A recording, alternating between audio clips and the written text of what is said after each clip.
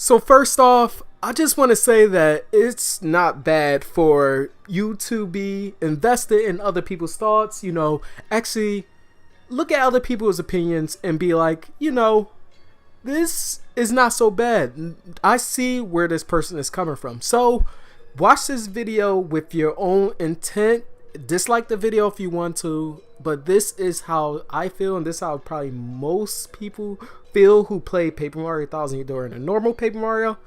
I also love Super Paper Mario. That's just me because I have a lot of memories and things of when that game came out, and it meant a lot to me.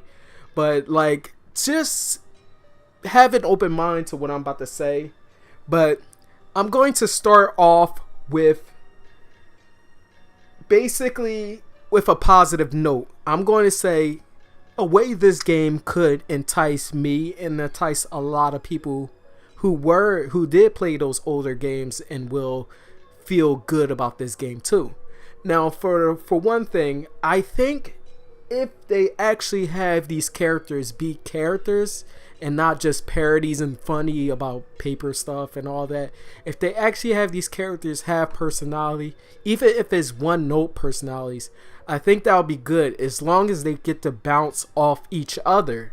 Like, say if Bowser is always crumbled up like that throughout the whole entire game, he's just crumbled up box paper, alright? He's more agitated because he's crumbled up, and that's hard to walk and everything, and it's hard to be like that. So he's more annoyed than usual as this boss type character.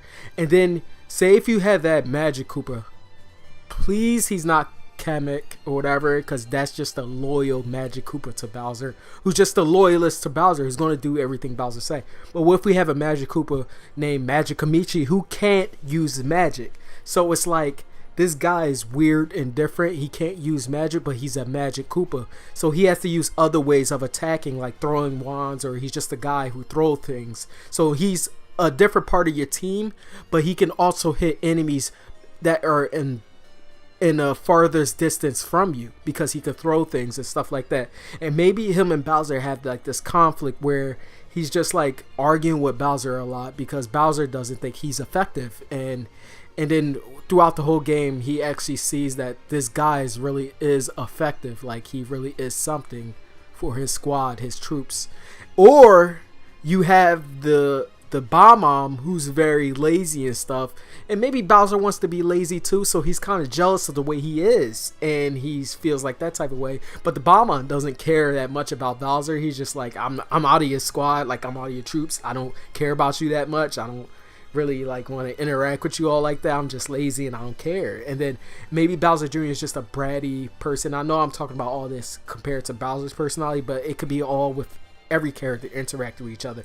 And one of the things is Paper Mario Thousand Year Door rarely ever had characters interacting with each other, but this could be something good that this game could do. And not only that, like I was saying, Bowser Jr., he's bratty, he's acting up and stuff like that, but Bowser, he just doesn't care that he's acting up because he's just oh, that's my son, oh, he's just so cute, that's my son, and stuff like that. He can do whatever he wants because that's my son, and he's just doing bad things, getting a group in trouble because he's just a bratty, menacing kid that likes to stir things up. So he's just getting y'all in trouble, and it's just a whole situation with all the party members. And then Mario's there, obviously he's doing his whole thing, and sometimes he used to make me laugh in Paper Mario Thousand Year Door.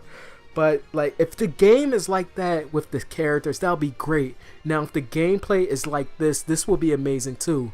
Say if different enemies have different ways they interact with the circle. Say Hammer Brothers, in the video, they just stay there, they stand put, but they also can throw over other characters or other enemies.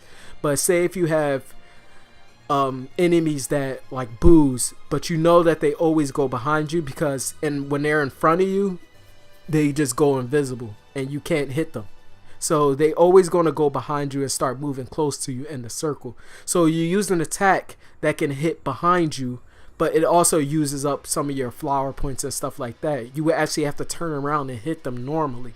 But these moves would use flower points, and they will also hit a piece of the circle like not just a straight line, but like a triangle, and or like half a circle, like moves like that. But maybe the ones that hit like a huge area will be weaker than the ones that would hit like right in front of you and stuff like that. So it will make the game better. Or you could have enemies that's just constantly moving in a circle and you have to line them up that way. And I feel like that will make the game better than what I think we're going to get.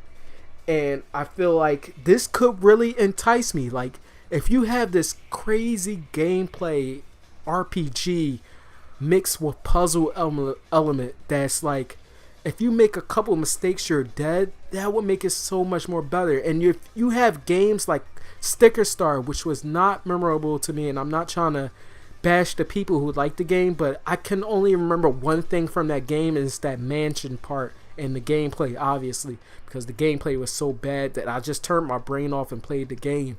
And I don't want a game that's another game in the Paper Mario series that's like that, when we already had 2 games that were that bad. All you have to do is just copy off the originals that already people were enthralled about, and you'll have a great game. But this game is, it doesn't seem like it's going to be that way, that good way, that feeling, that nostalgia. Like, you can look at a game, and it's not me just pandering over the past, because I played Mario Odyssey, and as soon as I saw that game, I seen the personality in that game. This game is, you can already look at it and see that it's not going to be right. So if it has those things about the gameplay changing and the characters, then I'll be fine with it. But I just feel like it's not going to be that way. Just the fact that it's already doing a new Super Mario Bros. Thing. And even I turn my brain off in those games unless I'm playing with other people, like my brothers and stuff like that.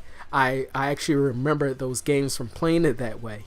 But if I play by myself, I played those games by myself one time, and you just turn your brain off in those games, because they're easy, because they're supposed to be accommodating for 4 people.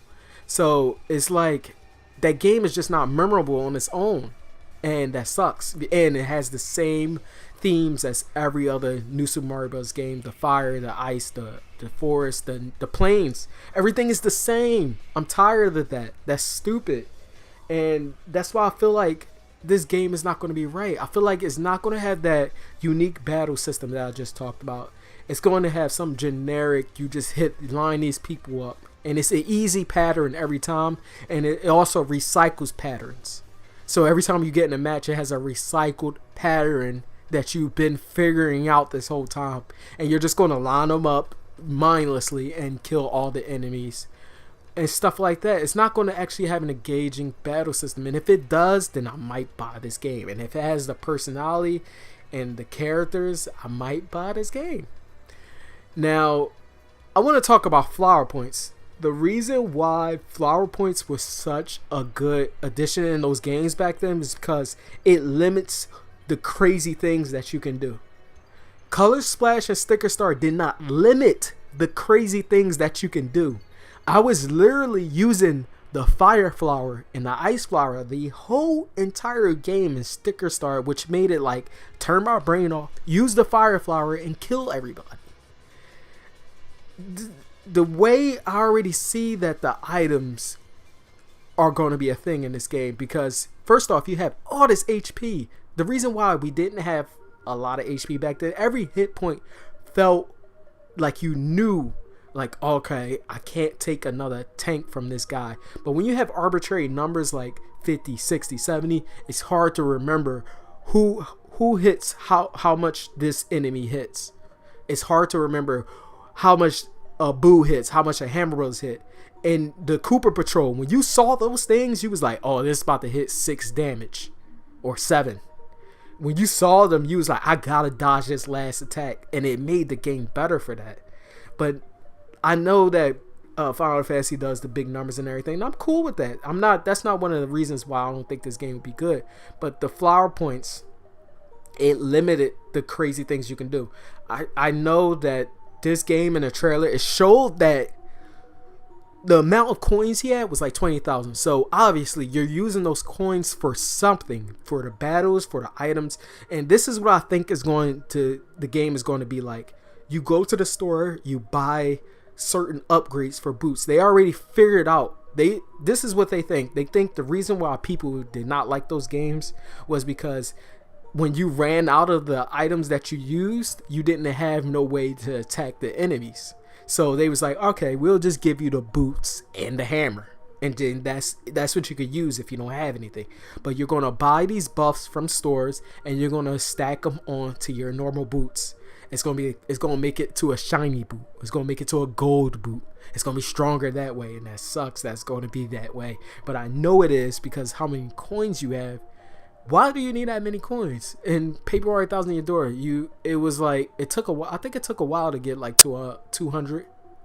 But why do you need 20,000 coins? That's obviously used for battle, and I never hear anybody say that. They be saying like, "Oh no, shiny boots! So that means we have upgrades for our boots again." No, it's not going to be called shiny boots. It's going to be called normal boots. You add the items onto your boots or hammer, and then you use it that way in this easy pattern that comes every single time you play the game. And that's this game mechanic with this circle could possibly make this game really good, but I know that they're not going to do it. They're going to make it so easy, so effortless that it's going to be just easy and mindless that you use these mechanics and you're just like, this game has no depth to it. It has no immersion, like having you think in, these memorable moments like, oh my goodness, I'm about to die. Like, that's the games that I like. So basically, I think this game will be like that. It won't have the depth of the older games. It won't have the personality of the character. It's going to have these bland environments. Maybe you do something interesting like going down that waterfall and stuff like that, but it won't be something truly amazing that I feel like this game could possibly be. But I already saw the volcano section. I hate fire levels for some reason. Every time I see a fire level, I'm like, why? Why is this here? So I hate that it's going to be like that. But I'm pretty sure the Bomb name is Bomb. A lot of people talked about that. I watched a lot of discussions before doing this video. A lot of people talked about how Bomb name is Bomb. I hate that too.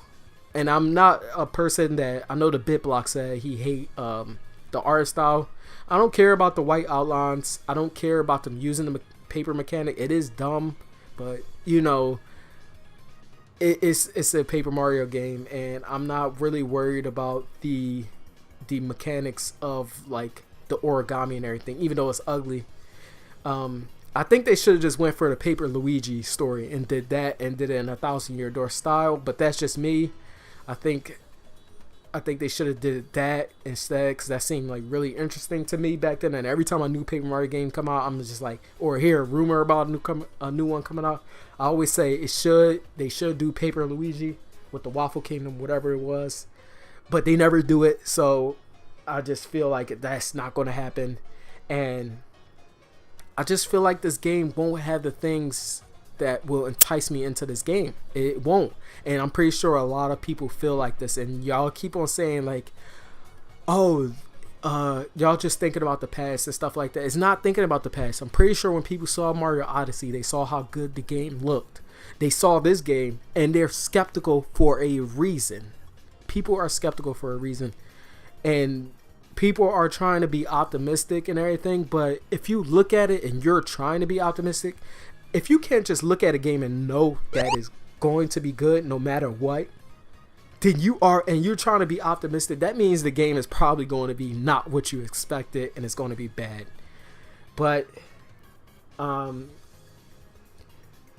so basically I feel like this game won't be good. And I'm sorry for the people that are hoping for this game to be good and stuff like that. I hope it is going to be good too, but I know when I look at something, I know it's going to be not great. I'm telling you. And also I want to address one more thing before I go. The Super Paper Mario people who say that the game is just a 2D platformer, that game came out at a time where 2D platformers weren't around, so that game is like, it came at a time where there was no 2D platformers really on console. and that game was there, and it merged two gameplay styles that's not many other games do, which is merge a 2D platformer with an RPG. And it is an RPG. You can switch your main character from Mario, Luigi, Peach, and Bowser, and you also have partners that help you think of how you want to interact with a certain battle situation. Or I remember having to think about how to beat the 100 trials, and I remember using a combination of Bowser, Luigi, and the carry thing, and some barrier, the barrier partner. I used like a combination of that, and I tried to figure out how to beat it, while also I think I had to tattle all the enemies because I was trying to 100% the game. So it made me think a lot about how to beat that section of the game. And that's the thing. This game will not have you thinking about how to beat a certain section. Like, I had to figure out how to beat whichever Gloomtail, Bonetail, whichever was the last one that you fight after the 100 pit trials. I had to figure out how to beat that enemy. And in Sticker Star, I didn't have to think at all. So I just feel like this game will be the same as Sticker Star, Color Splash, and then this game, which I think this game will have a level system, but I don't think you'll have the autonomy to do what you want to do with your levels of what you get up. And when you have that kind of letting the person that's playing your game, when you let the person that's playing your game have full, I don't know what the word I'm looking for right now, but like full decision making, like that's what makes a game good. Like, just not restricting you from having, like, just straight up getting all your HP up, because I can tell that this game is going to be like just all this HP and you just getting up your attack, and it's just going to do it for you, I think. And the reason why I think this is because I can see that they are trying to fix some things, but they're not fixing the right things. Like, you need flower points so you're not just buying all these items and just killing everything in 1 second and making everything easy. So you need these things intact so you can figure out a way around the gameplay system that it puts you in, and makes you think, like, how can I basically get the most out of this game? Like, how can I, use this mechanic to this mechanic? So when you go talk to somebody else that played the game too, you're like, I actually did this to beat this part, and it made it a lot easier, and that gives so much more personality to the game as well. And that's what I feel like. I feel like it's not going to have that oomph that it needs to, like, entice people like that played the 1,000-Year Door in a normal one. But anyway, guys, people are going to hate this. If you want to subscribe to the channel and you like what I say and you like Lucas and Smash, subscribe to the channel and hit the bell. I'll see you guys in another video.